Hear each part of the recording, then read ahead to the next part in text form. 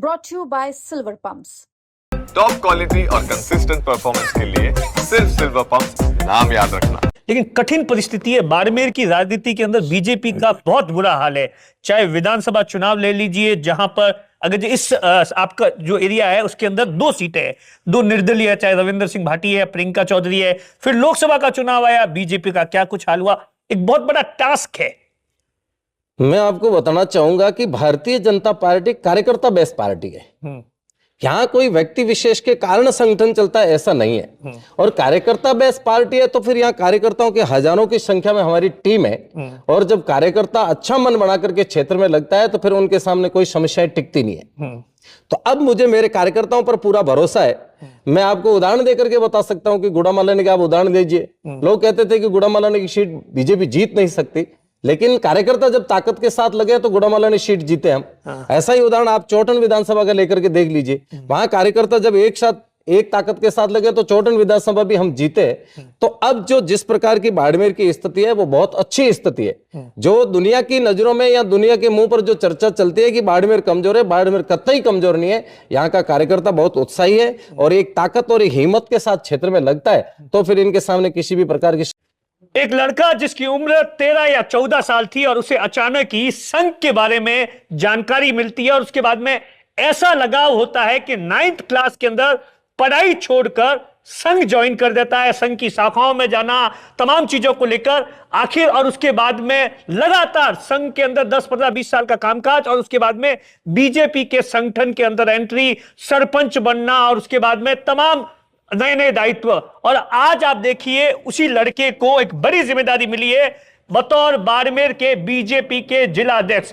अनंतराम विश्नोई नाम है। अगर आपने इनका नाम, मैं आपको बताता हूं कि जब विधानसभा चुनाव की तैयारी चल रही थी, गुड़ामालानी से आपने इनका नाम सुना होगा कि 2 नाम मुख्य तौर पर चल रहे थे, के विश्नोई, अनंतराम विश्नोई। बॉर्डर के इलाकों के रहने वाले हैं और तमाम चीजों को लेकर जानेंगे। सर, सबसे पहले तो मुझे यह बताइए कि आपकी उम्र कितनी थी जिस वक्त आपने पढ़ाई छोड़ी?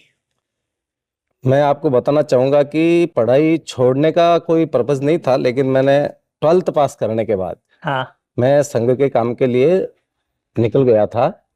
और विस्तारक रहते हुए मैंने मेरी शेष पढ़ाई की।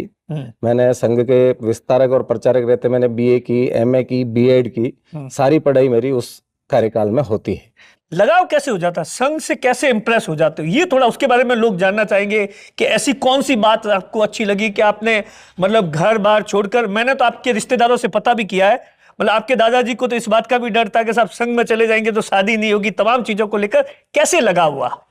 बताना चाहूंगा कि ऐसा कोई पर्टिकुलर संघ से लगाव होने के कारण आदमी जाता है ऐसा कुछ नहीं है। संघ का काम करते हैं और जिस काम को देखते हुए आज के भौगोलिक क्षेत्र में और परिस्थितियों को देखते हुए जो आवश्यकता लगती है तो मन में एक दर्द होता है कि क्यों ना हम सब भी लग करके और राष्ट्र निर्माण में, इस देश के अंदर आने वाला और चलने वाली बहुत सारी गतिविधियों में असहज महसूस करते हैं, उसको सहजता के साथ कैसे चल सकते हैं उसको लेकर के और काम करने का एक प्रयास किया था। उसके बाद राष्ट्रीय स्वयंसेवक संघ का जो हमको पायदान मिला था और जिसकी शाखा में जाते थे वहां खेल खेल के साथ में हम बहुत कुछ सीखे। उस दिन के बाद लगा था कि जो संघ का काम है वही इस देश के लिए और राष्ट्र के लिए सबसे महत्वपूर्ण काम है। उसको देख करके और मन हो गया था और उसके कारण ही लगातार संघ में काम करते रहे। परिवार का क्या बैकग्राउंड रहा है आपका? बॉर्डर के इलाके से आते हैं। मैंने जो पता किया कि आपके दादाजी ने वहां पर 2-3 चुनाव लड़े, हार गए थे, लेकिन आपके दादाजी की इच्छा थी वो आखिरकार पूरी की और आप सरपंच भी बन गए। क्या कुछ राजनीतिक सफर रहा? मैं आपको बताना चाहूंगा कि गांव की पॉलिटिकल है जो आप और हम सब अच्छी तरह जानते हैं कि गांव में 2 गुट होते ही है। लेकिन मेरे दादाजी जिस गांव में रहते हैं उस गांव में पढ़ाई का जो ग्राफ था वो शून्यता की स्थिति पर था। अच्छा। और आज के समय में यदि उस समय की बात करते हैं तो थोड़ा अच्छा भी नहीं लगता है। मतलब यहाँ तक की परिस्थितियां थी, गांव के कुछ लोग जब एकदम सामान्य परिवार के लोग जब स्कूल में पढ़ने के लिए जाते थे तो वो उन बच्चों को डराते थे, कहते थे कि यदि आप पढ़ गए तो कल आपको नौकरी लगेगी। और नौकरी लगने के बाद जब आपको बॉर्डर पर भेजा जाएगा सैनिक बना करके और वहां यदि गोली लगी तो आपका बेटा खत्म हो जाएगा। तो आप पढ़ करके क्या करोगे? जब ऐसी बात कुछ लोगों के द्वारा गांव के सामान्य लोगों पर भय के रूप में डाली जा रही थी, ऐसी बातें जब दादाजी ने सुनी तो उनके मन में एक बहुत बड़ी जिज्ञासा हुई कि क्यों न मैं गांव के लोगों के साथ लग करके इनको जागरूक करते हुए बच्चों को विद्यालय में पढ़ाई के लिए आकर्षित करना चाहिए। कहते हैं कि दादाजी ने सबसे पहले गांव में जब विद्यालय खुला था तो गांव में एक एक घर जाते थे और बच्चों को स्कूल भेजने के लिए आग्रह भी करते थे। बताते हैं कि जब बच्चे एक दिन स्कूल नहीं जाते थे तो दादाजी दूसरे दिन उनके घर जाते थे, उनसे विशेष आग्रह करते थे कि कल बच्चा स्कूल नहीं गया है, आप इस बच्चे को स्कूल भेजो।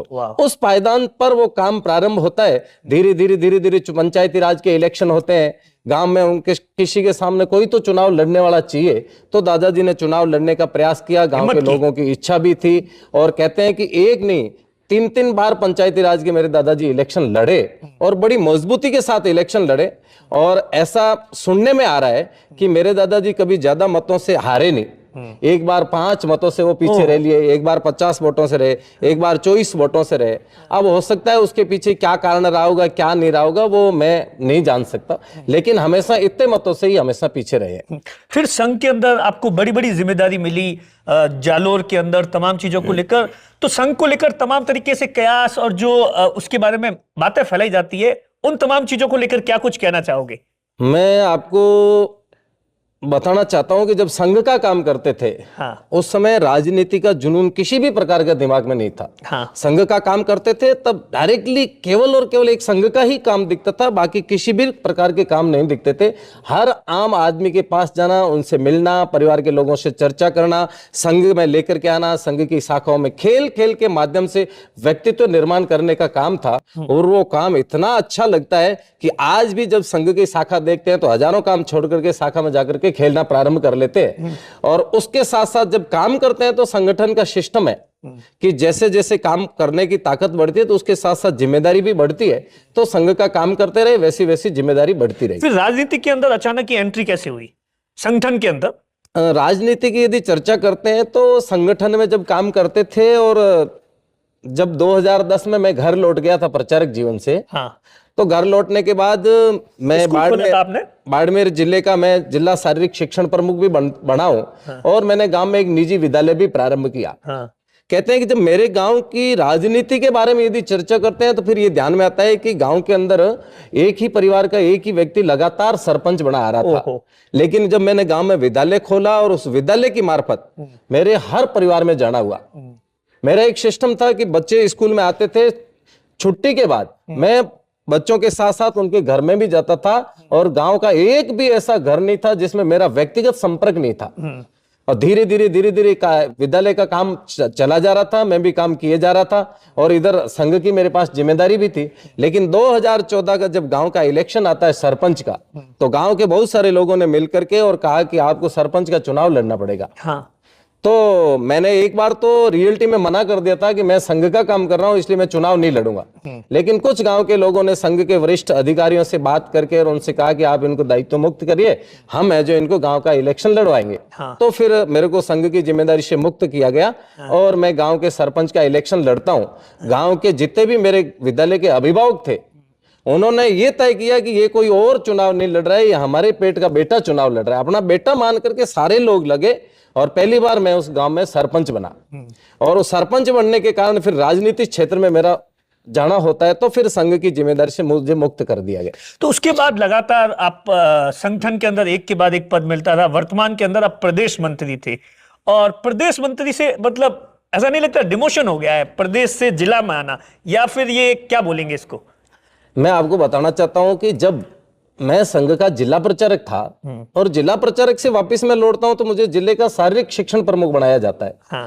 तो संघ ने जो चाहा, जो जिम्मेदारी दी, उसका निर्वहन किया।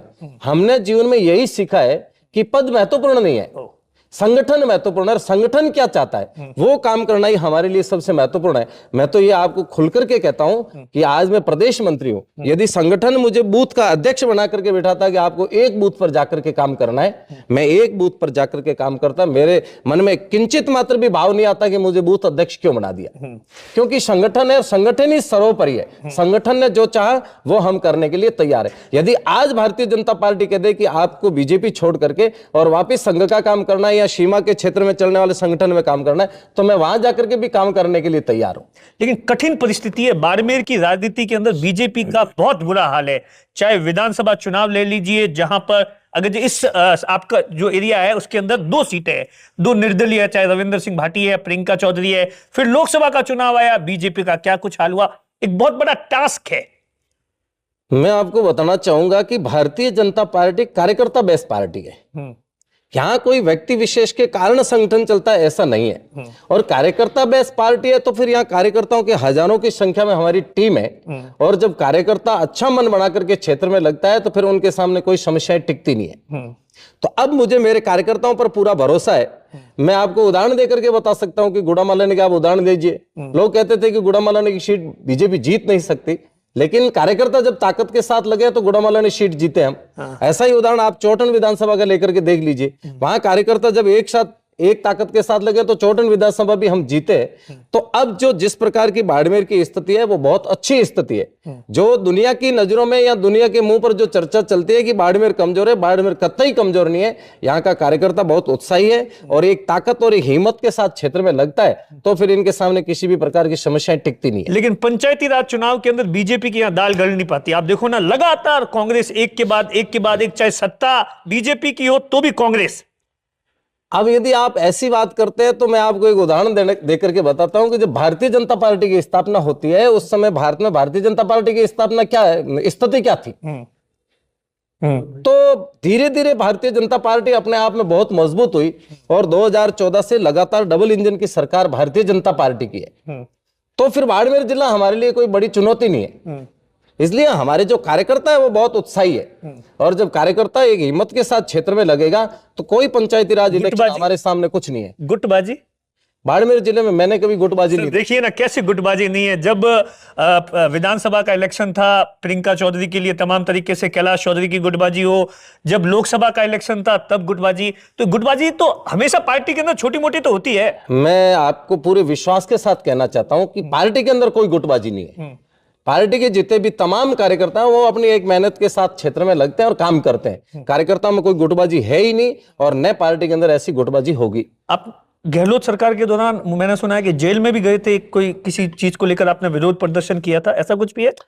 ये जीवन में जब छोटे छोटे आंदोलन होते हैं तो कभी संघर्ष में कुछ झेलना भी पड़ता है, तो हो सकता है उस छोटे से संघर्ष क्या कुछ लिखा था आपने? मैं उस के बारे में आपको नहीं बता सकता। क्या लगता है नया आपका जो टास्क है, सबसे बड़ा टास्क क्या है बाड़मेर के अंदर? मेरा सबसे बड़ा टास्क रहेगा कि मेरे जो युवा और नौजवान है और जो दिन रात भारतीय जनता पार्टी के बूथ का कार्यकर्ता बनकर के मेहनत करता है, वो और हम सब एक बड़ी टीम के साथ क्षेत्र में लगेंगे और आने वाले जो पंचायती राज के इलेक्शन है, नगर पालिका के इलेक्शन है, वो जीत करके और राजस्थान की सरकार के हाथ मजबूत करेंगे। मैंने आपको वक्ता के तौर पर देखा है, मतलब ऐसे तो मैं आपको जानता नहीं था। आपको बहुत शौक है, मैं देखा था। मैं अभी जब नागौर के अंदर अभी जब इलेक्शन थे उस वक्त भी आप मंच संचालन करते थे। आपको बताना चाहूंगा कि ये मुझे शौक का कोई इश्यू नहीं है। बशर्ते पार्टी जिम्मेदारी दे देती है तो फिर उसको करते हुए निभाने का प्रयास करता हूं। इसलिए जहां पार्टी को लगता है कि यहाँ ये काम करना चाहिए, मैं उस काम करने के लिए तैयार हो जाता हूं। थैंक यू, धन्यवाद।